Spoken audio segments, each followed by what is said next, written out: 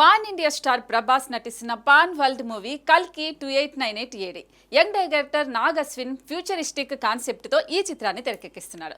దాదాపు 500 కోట్లకు పైగా బడ్జెట్ తో వైజయంతి మూవీస్ బ్యానర్ పై అశ్విని దత్, స్వప్న దత్ ఈ చిత్రాన్ని నిర్మిస్తున్నారు. ఇక ఈ సినిమాను మే నెలలోనే రిలీజ్ చేస్తామని ఇప్పటికే అనౌన్స్ చేశారు మేకర్స్.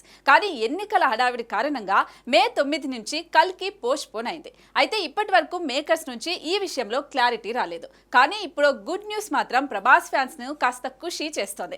సుమారు 3 ఏళ్ల పాటు కొనసాగిన కల్కి మూవీ షూటింగ్ ఎట్టకేలకు పూర్తయినట్టుగా తెలుస్తోంది. 2 భాగాలుగా తెరకెక్కుతున్న కల్కి పార్ట్ 1 చిత్రానికి బుధవారంతో గుమ్మడికాయ కొట్టినట్లుగా తెలుస్తోంది. దీంతో నెక్స్ట్ కల్కి కొత్త రిలీజ్ డేట్ కోసం వెయిట్ చేస్తున్నారు అభిమానులు. ఈ ఏప్రిల్ 17న మేకర్స్ సాలిడ్ అప్డేట్ ఇచ్చేందుకు రెడీ అవుతున్నట్లుగా తెలుస్తోంది. ఆ రోజే కొత్త రిలీజ్ డేట్ ను ప్రకటించనున్నారట.